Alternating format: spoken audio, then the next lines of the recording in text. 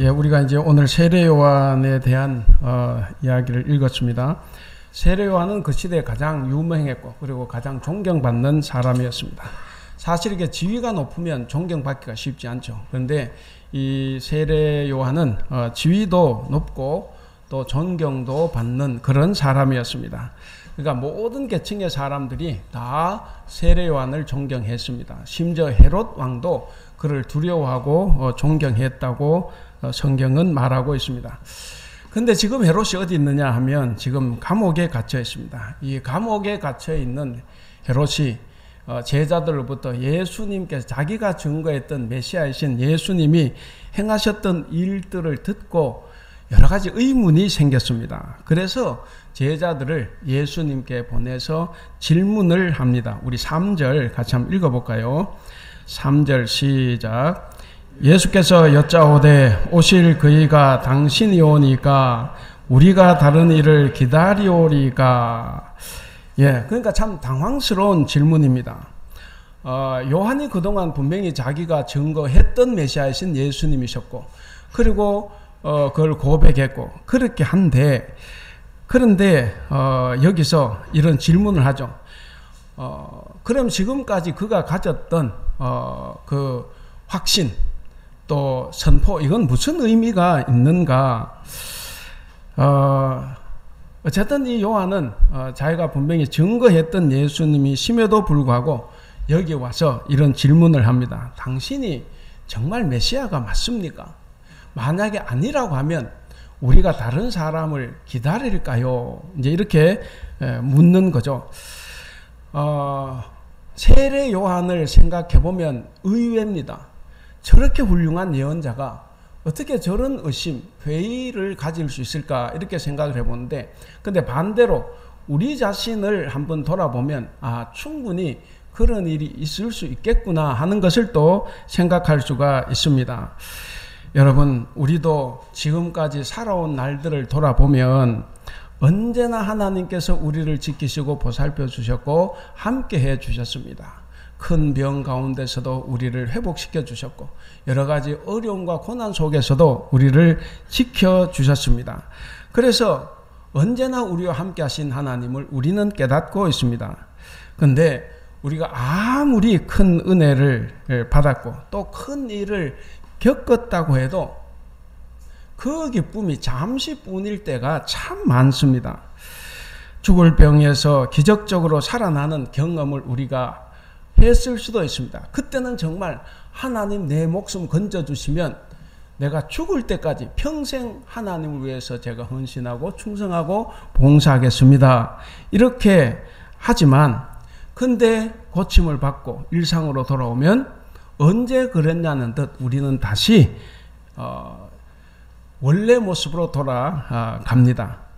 시간이 지나면서 감사는 점점 흐려지고 그래서 내 눈앞에 보이는 것은 다시 세상의 여러 문제거리만 보이기를 시작합니다. 여러분 지금 본문에 나오는 요한은 지금 죽음을 기다리고 있어요. 자기가 죽을 거라는 것을 알고 있습니다. 왜냐하면 당시에 헤롯 왕이었던 헤롯 안티파스가 로마로 가는 도중에 자기의 이복 동생의 아내를 통간을 합니다.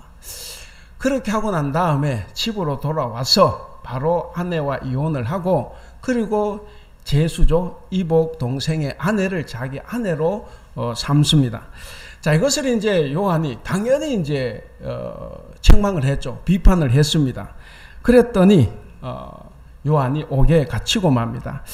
이 요한이 옥에 갇힌 것은 우리가 생각할 때 예루살렘이 아닙니다. 사진을 좀 띄워주세요. 예루살렘이 아니고 보시면 사해동 오늘날 요르단 땅입니다. 여기 마케루스라는 요새가 있어요. 여기에서 이제 죽는데 그 다음 사진 볼까요?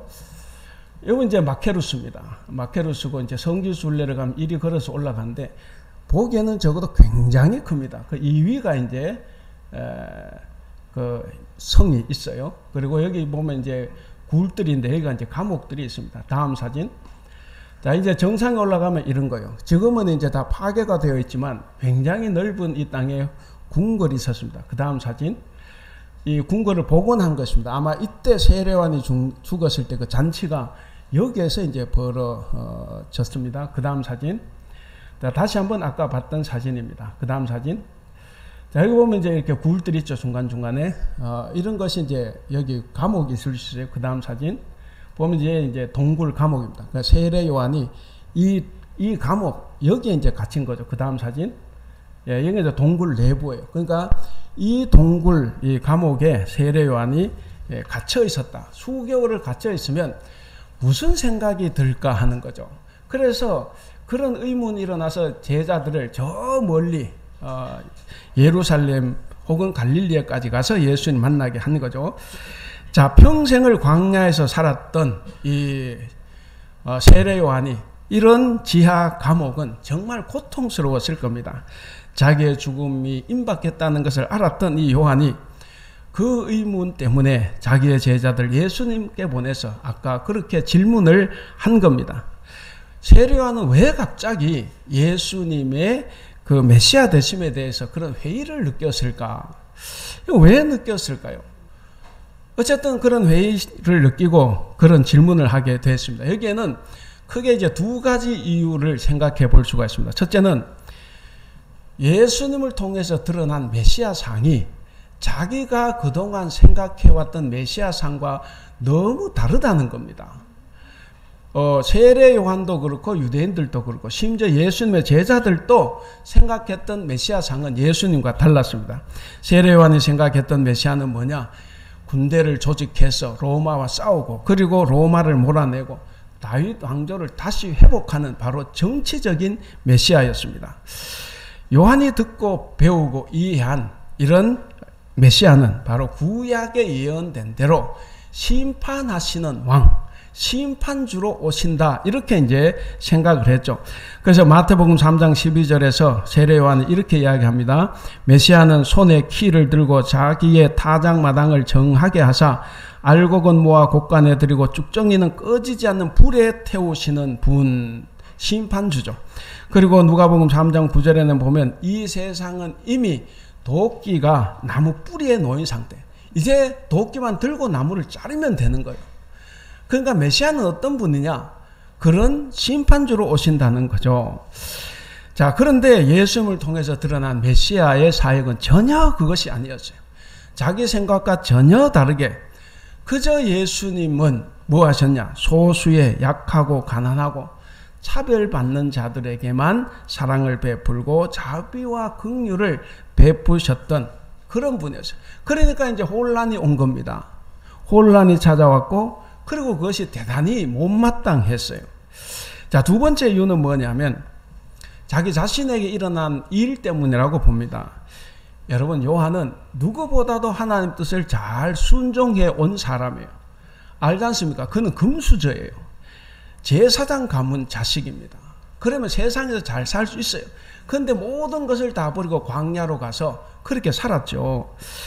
하나님과 이스라엘을 위해서 모든 것을 다 포기한 사람이었습니다. 당연히 그러면 거기에 따른 보상이 있어야 되죠. 보상이 있어야 마땅한데 그런데 현실은 그렇지 못했습니다. 복음을 전하고 불의와 타협하지 않는 것, 정권하고 맞섰죠. 그 무시무시한 헤롯 왕에게 정면으로 대응을 한 겁니다. 자, 그랬던 그에게 주어진 보상은 내일이 없는 감옥행이었어요. 아까 보신 대로 저 광야 한가운데 있는 저 토굴에 갇힌 겁니다. 자, 이런 것을 보면서 아마 사람들이 비아냥거렸을 수도 있어요. 옆에서 같이 봤던 제자들도 그랬을 수 있어요. 스승님이 그렇게 존경하고 또 예언하고 그 길을 닦았던 예수님 봐라. 스승님 보지도 않는다는 거죠. 그러면서 비아냥거리는 소리를 들었고 그렇게 느꼈을 때 세례 요한이 마음이 어땠을까? 그래서 당신이 오실 그이가 맞습니까? 아니면 우리가 다른 사람을 기다릴까요? 이런 이제 질문을 하게 되는데 여러분, 이 말 속에는 세례 요한의 깊은 고뇌도 같이 들어있다고 봅니다. 그만큼 헌신의 대가가 성공이나 존경이 아니었어요. 그것이 아니라 내일이 없는 감옥이라는 이 사실에 그는 분노하고 그리고 후회하고 원망을 합니다. 여러분, 여기서 우리는 우리 자신을 한번 돌아보고 그리고 우리 교회의 모습을 한번 돌아봐야 합니다. 세상은 교회에게 혹은 세상 사람들은 우리에게 진리에 관해서 묻습니다. 정말 예수를 믿으면 구원을 얻느냐? 천국은 있느냐? 우리는 그런 질문을 받는데, 근데 우리는 자꾸 딴 얘기를 합니다. 예수 믿으면 성공하고, 예수 믿으면 부자가 되고, 예수님을 믿으면 출세한다라고만 이야기를 합니다. 이건 진리에 대한 대답이 아니에요. 물론 우리가 7, 80년대는 이렇게 해서 우리 교회가 고도 성장을 했습니다. 근데 지금은 그렇지 않아요. 여러분은 이 세상과 하나님의 나라 가운데 어느 쪽을 택하셨습니까? 물론 저와 여러분은 다 하나님 나라를 더 중요하게 여기고 살아오고 있다고 생각을 합니다. 근데 세상 사람들은, 오늘날 교회 다니는 사람들은 압도적으로 세상을 선택했습니다. 재물을 선택했습니다. 세상에서 성공을 선택했습니다. 라고 이야기를 한다는 거죠. 여러분, 예수님은 당신의 삶으로 우리에게 하나님 나라를 보여주셨습니다. 그렇다고 하면 지금 우리는 도대체 무엇으로 하나님의 나라를 불신자들에게 보여주겠습니까? 말이겠습니까? 아니면 예수님처럼 우리의 선한 행실이겠습니까? 5절에 나오죠. 우리도 5절에 나오는 예수님처럼 눈먼 사람의 눈이 되어주고, 다리 저는 사람의 다리가 되어주고, 병자를 도와주고, 듣지 못하는 사람들의 귀가 되어주고, 그리고 가난한 사람들에게 먹을 것을 나누어 주음으로써 불신자들에게 하나님의 나라를 보여주어야만 합니다. 사랑하는 우리 성도 여러분, 불신자들이 저와 여러분을 봤을 때, 저 사람의 삶을 보니까 정말 교회에 나가면 사람답게 살 수 있고, 정말 교회에 나가면 행복하게 살 수 있고, 정말 교회에 나가면 기쁨으로 살 수 있겠다. 정말 저 사람의 삶을 보면 천국이 있다는 것을 내가 느끼겠다. 나도 교회에 나가고 싶다. 여러분, 예수님처럼 삶으로 전도하고 삶으로 복음을 나타내는 여러분들이 될 수 있기를 바랍니다. 자, 위에서 우리가 이제 방금 요한이 갑작스럽게 했던 질문의 두 가지 원인을 우리가 생각을 했습니다. 이 원인 두 가지에 공통점이 있어요. 공통점이 하나 있는데 뭐겠습니까? 출제자의 의도이기 때문에 여러분 잘 모를 거예요. 여기는 내 생각이라는 거예요. 내 생각, 자기 생각. 우리는 자주 내 생각에 맞는 하나님, 내 생각에 맞는 예수님을 자꾸 상상을 합니다. 그래서 정말 당신이 하나님이라면 나에게 이렇게 해주셔야 됩니다. 정말 당신이 예수님이라면 내가 처한 이런 상황에서는 나를 이렇게 대해줘야 합니다. 라고 우리가 요구를 하죠. 그러니까 문제가 해결된다고 해도 내가 요구하는 대로, 내가 생각하는 대로 이루어져야만 된다 하는 겁니다. 만약에 그렇게 되지 않으면 하나님은 나를 도우시지 않고, 나를 외면하시고, 나를 사랑하시지 않고, 심지어는 하나님은 없다 이렇게 생각을 합니다. 근데 여러분, 맞아요. 하나님 없어요. 그런 하나님은 없다 하는 겁니다. 자기 생각에 맞는, 내 생각에 맞는 하나님이 어디에 있겠습니까? 세례 요한은 바로 내 생각이란 기준으로 오신 예수님을 바라봤습니다. 그래서 헌신하는 자는 당연히 상급을 받아야 한다고 하는 자기 생각, 그리고 하나님의 말씀보다 주변에서 자꾸 뭔가 나를 충동질하고 들쑤시는 그런 거짓말하는 사람들이 있어요. 그런 거짓말꾼들의 말에 더 크게 흔들렸습니다. 그게 세례 요한이 처한 상황이었어요. 여러분, 우리가 믿음의 뿌리를 하나님께 두지 않는다고 하면 우리는 수시로 이 고난의 십자가를 지고 걷는 이 삶, 이것이 우리가 당연히 걸어가야 되는 삶이지만 그 당연한 삶에 대해서 우리는 분노하고 후회하고, 그리고 정말 낙담하고 포기하고, 더 나아가서는 나의 존재 자체까지도 의심할 수 있는 그런 것까지 갑니다. 우리가 겪는 신앙의 침체 위기는 바로 이런 데서부터 시작하는 거예요. 나도 문제지만, 나에게 전해주는 그 말 때문에 더 힘들어지기도 합니다. 이런 위기는 당연히 세례자 요한에게만 있었던 것은 아닙니다. 우리의 삶과 신앙에도 이런 생각으로 가득 차 있습니다. 예수님이 원하시는 삶을 살아야 하는데, 정말 하나님께서 원하시는 그 자비롭고 의로운 삶을 살아야 하는데도 오히려 하나님과 교회, 예수님과 교회를 자신의 승리와 성공의 발판으로 삼기도 합니다. 여러분 혹시 서울의 명일동에 그 명성교회 주변에 가보신지 모르겠어요. 그 주변에 가면 온통 명성교회입니다. 그래서 사만 부동산, 사만 슈퍼, 뭐 별 사만 가게들이 많아요. 그리고 가게들마다 들어가면 적어도 명성교회 달력 하나는 있어야 돼. 그래야 장사가 되는 거예요. 이거는 작은 예지만 교회를 성공의 발판으로 삼는 정치인들 많죠. 평소에 교회도 안 다니고 교회가 뭔지도 몰라요. 근데 꼭 선거철이 되면 교회 찾아옵니다. 그럼 또 이 엉뚱한 목사는 또 소개를 하고 또 일봐서 인사를 시키고 난리예요. 내가 좋아하는 사람일지라도 그렇게 하면 안 돼요. 여러분, 이런 것 때문에 이 교회가 망하는 거예요. 우리는 그렇게 생각을 합니다.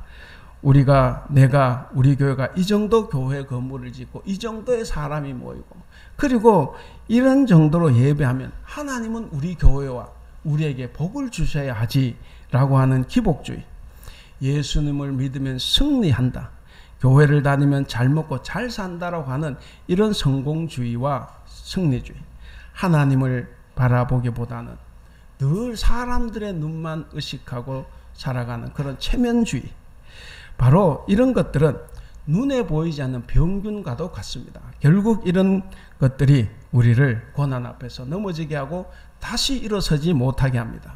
복음의 가치와 본질을 훼손하고 우리 교회를 병들게 하는 것이 바로 그런 것들입니다. 사랑하는 성도 여러분, 바로 예수님은 뭐냐? 지금 세례 요한에게 너의 생각을 바꾸라는 거예요. 그것처럼 오늘 우리에게도 그대로 명령하십니다. 너의 생각을 바꾸라는 거예요. 내 생각대로의 하나님은 없습니다. 그래서 내 생각대로의 하나님이 아니라 성경에 계시된 그 하나님을 우리가 믿어야 합니다. 내 생각대로의 예수님은 없어요. 그래서 내 생각대로의 예수님이 아니라 악의로 이 세상 가장 낮고 천한 곳으로 오셔서, 그리고 고난당하시고 십자가에 달려 돌아가심으로써 우리를 구원하신 그 예수님을 우리가 믿어야 되고, 그 예수님의 삶을 본받아서 우리도 가난하고 약한 사람들 위해 살아가야 한다는 말씀입니다. 자, 여기서 이제 중요한 것이 요한이 예수님의 메시아됨에 대해서 이렇게 의심과 불안감을 가졌다 그랬지 않습니까? 그 의심이 들었을 때 혼자 가슴앓이 하지 않고 주님께 나와서, 물론 제자들을 보냈지만 주님께 그 문제를 가지고 와서 질문했다는 겁니다. 그것이 대단히 중요한 거예요. 사실 그렇게 하지 않을 수도 있어요. 그냥 자기 마음속에서 지금 예수님 메시아라는 것을 포기하면 됩니다. 그리고 새로운 메시아를 기다려도 돼요. 제자들에게 그렇게 가르치면 되죠. 근데 요한은 그렇게 하지 않고 예수님께 나왔다는 겁니다. 그렇게 나온 요한의 제자들에게 예수님이 이렇게 대답을 하십니다. 4절 5절 같이 한번 읽어보겠습니다. 4절 5절 시작. 예수께서 대답하여 이르시되 너희가 가서 듣고 보는 것을 요한에게 알리되 맹인이 보며 못 걷는 사람이 걸으며 나병 환자가 깨끗함을 받으며 못 듣는 자가 들으며 죽은 자가 살아나며 가난한 자에게 복음이 전파된다 하라. 그러니까 세례 요한은 메시아는 심판주다 이렇게 생각을 하지 않습니까? 심판주인데 심판주가 이상한 일을 지금 하고 있지 않습니까? 지금 우리가 읽은 5절 말씀처럼. 근데 예수는 왜 이 말씀을 하시고 그 행실을 보여주시냐면, 이것이 내가 이렇게 살아가는 삶이 구약에 예언된 메시아의 삶이라는 것을 역으로 말씀해 주시는 거예요. 사실 거기에 대해서는 굉장히 많은 구절이 있지만 우리 한 구절만 찾아 읽어보겠습니다. 이사야 35장 5절에서 6절 우리 같이 한번 읽어보겠습니다. 시작. 그때에 맹인의 눈이 밝을 것이며 못 듣는 사람의 귀가 열릴 것이며 그때에 저는 자는 사슴같이 뛸 것이며 말 못하는 자의 혀는 노래하리니 이는 광야에서 물이 솟겠고 사막에서 시내가 흐를 것임이라. 이게 이제 이사야가 메시아에 대해서 예언한 말씀입니다. 그러니까 뭐냐면 애초부터 이사야가 예언했던 이 메시아는 요한 너가 기대하고 있는 그런 심판자가 아니다 하는 거예요. 오히려 구약에서는 이런 예언이 더 많다는 겁니다. 예수님은 이사야의 예언이 바로 당신을 통해서 당신의 삶을 통해서 지금 이루어지고 있다는 사실을 보여주는 거예요. 다른 말씀하지 않아요. 그냥 그것을 보여주는 겁니다. 그래서 우리가 이 문제를 조금 더 깊이 들여다봐야 합니다. 그러니까 요한은 뭐냐? 요한은 자기의 의심에서 근본적으로 벗어나야 하는데 그 벗어나려면 율법의 한계를 극복해야 됩니다. 그러니까 요한은 지금 신약에 나오지만 사실상 구약에 예언된 말라기에서 예언된 예언자로서 그 구약 성경의 마지막 예언자가 이 세례 요한입니다. 그러니까 요한은 구약시대 마지막 예언자로서 예수님을 소개하고 그리고 그는 역사의 뒤안길로 퇴장하는 것이 바로 그에게 주어진 임무였습니다. 그러니까 그는 마지막 율법으로서 복음을 소개하는 통로가 된 사람입니다. 그러나 그는 아직 율법 안에 갇혀 있고 비록 예수님을 증거하긴 했지만 구약의 예언자다 보니까 아직 율법 안에 갇혀서 여전히 율법의 지배를 받고 있는 사람입니다. 율법의 지배를 받고 있다는 그 증거가 뭐냐면 예수님을 심판주로 생각했다 하는 거죠. 마치 그가 마케루스의 동굴 감옥에 갇혀 있듯이 아직도 율법이라는 감옥에 갇혀 있는 상태입니다. 율법의 역할은 심판입니다. 그런 의미에서 요한도 이제는 복음을 받아들이고 사랑과 용서의 마음을 가질 수 있어야 합니다. 여러분, 근데 여기서 또 놀라운 것이 하나 있어요. 자, 요한이 이제 사실 굉장히 엉뚱한 질문 같고 어떻게 이런 의문을 가질 수 있냐 우리가 그렇게 생각해 볼 수 있는데 근데 그런 질문을 가지고 찾아왔지만 예수님은 책망하지 않았다는 거예요. 그를 비난하지 않았습니다. 오히려 제자들에게 가서 보고 들은 것을 요한에게 알리라 라고 말씀하심으로써 의심하고 있는 요한을 오히려 위로해 주시고 그리고 확신하는 가운데 살아갈 수 있도록 말씀해 주셨습니다. 그리고 그의 제자들이 돌아간 이후에도 7절을 보시면 무리들에게 세례자 요한이 가장 큰 사람이다 라고 이야기를 합니다. 우리 11절 같이 읽어보겠습니다. 시작. 내가 진실로 너희에게 말하노니 여자가 낳은 자 중에 세례 요한보다 큰 이가 일어남이 없도다. 예, 거기까지. 자, 여자가 낳은 자 중에 세례 요한보다 큰 이가 없다. 그러니까 최고의 칭찬이죠. 가장 큰 사람이라는 겁니다. 그래서 우리가 다시 한번 우리를 돌아봐야 합니다. 지금 우리에게 꼭 필요한 것은 뭘까? 지금 우리에게 절실하게 필요한 것이 뭘까? 그것은 복음을 따라 우리의 시선도 달라져야 한다는 겁니다. 우리의 생각과 말과 삶을 자세히 들여다보면 복음보다 율법에 더 가까운 것은 아닐까 이런 생각을 해봅니다. 우리는 이해하고 용서하고 사랑하는 것보다는 오히려 판단하고 정죄하고 차별하고 심판하는 데 익숙해 있지 않나 하는 거죠. 하나님은 왜 저런 사람 심판 안 하시나? 왜 저런 사람 보고만 계시나? 그렇게 생각할 때 저도 있어요. 여러분도 있었을 거예요. 그럴 때마다 부끄러워요. 그 죄인 심판하시면 나부터 심판을 당해야 되는데 나도 죄인인데 근데 우리는 그렇게 생각을 하는 거죠. 바로 그런 생각에서 아직도 율법주의가 우리 안에 번뜩이는 겁니다. 더 나아가서 많은 그리스도인들이 자신의 편견을 끝까지 포기하지 않습니다. 여러분, 왜 우리가 신앙생활하는 것이 어렵습니까? 왜 신앙생활을 10년, 20년, 30년, 40년, 50년, 60년을 해도 왜 그 성격 하나 못 고칩니까? 그 성격 여전히 지금도 가지고 있어요. 왜 그렇습니까?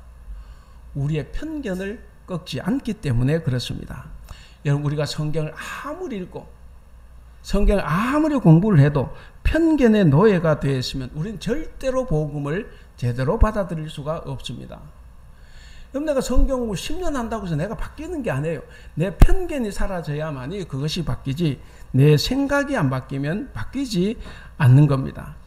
복음을 받아들이지 않으면 어떤 복음도 우리는 가질 수가 없습니다. 복음을 받아들이지 않으면 어떤 믿음도 우리는 가질 수가 없어요.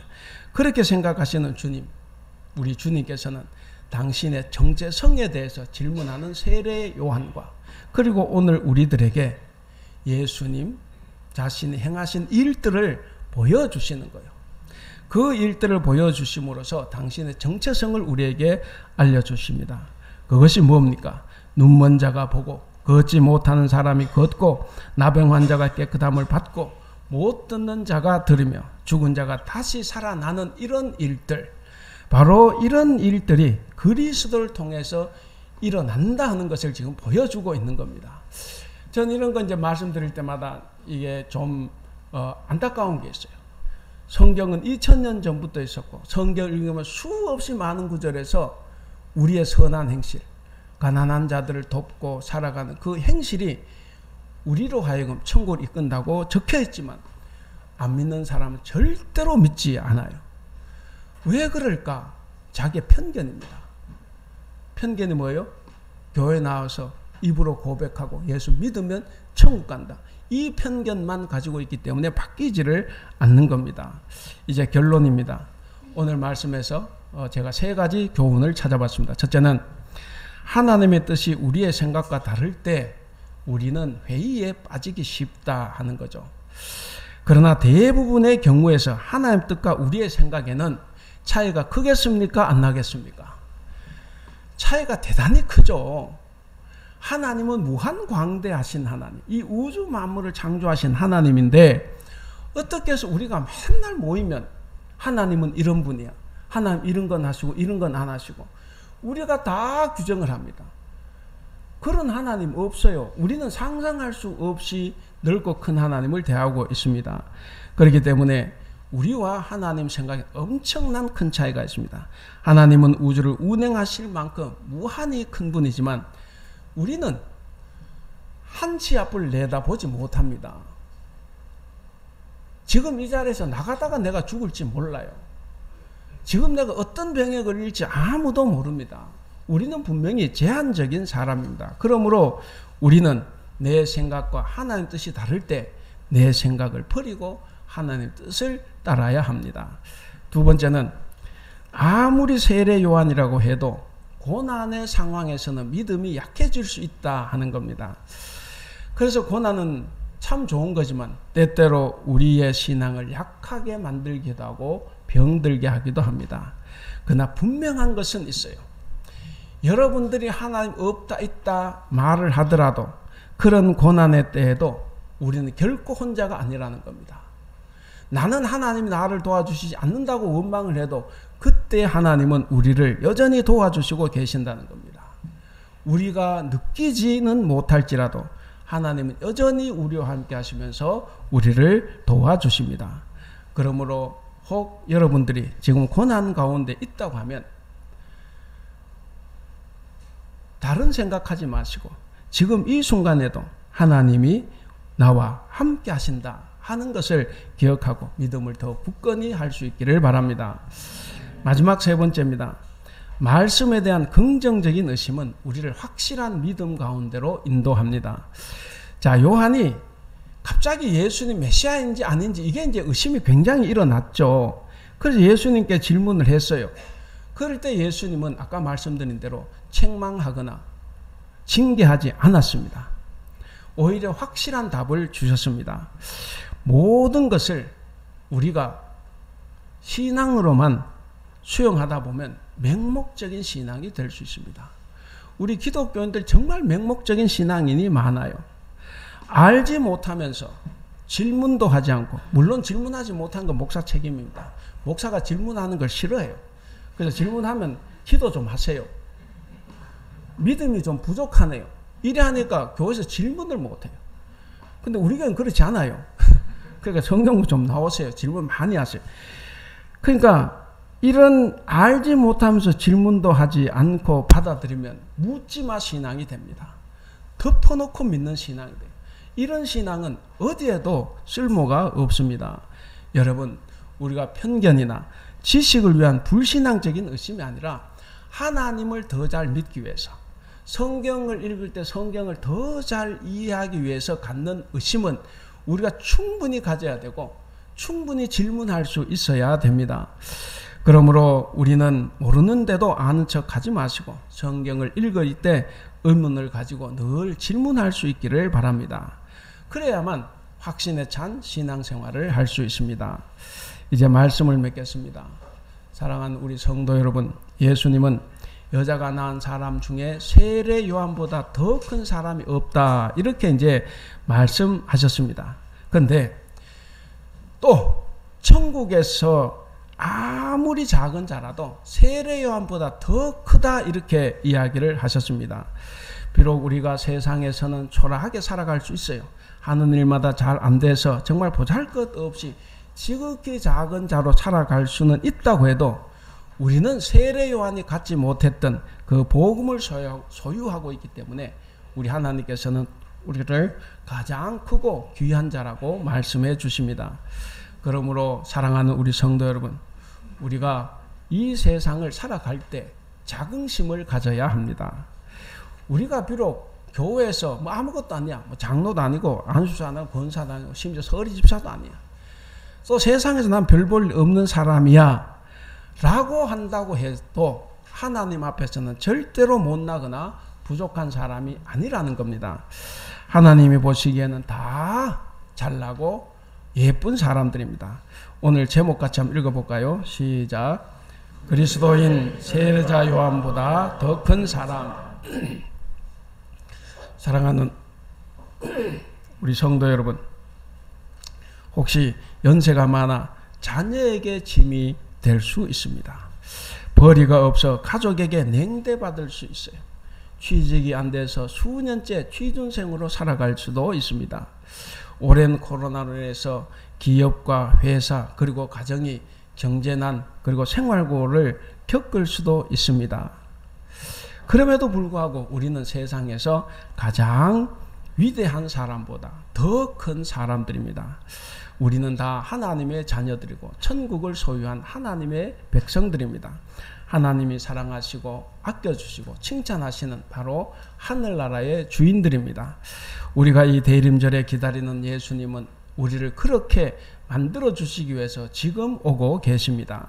사랑하는 대북교회 성도 여러분, 바라기는 이 대림절에 약자와 함께 하신 예수님의 삶을 본받아 우리도 그렇게 살아감으로써 천국에서 요한보다 더 큰 사람이다 라는 칭찬을 받는 저와 여러분들이 될 수 있기를 주님의 이름으로 축원합니다.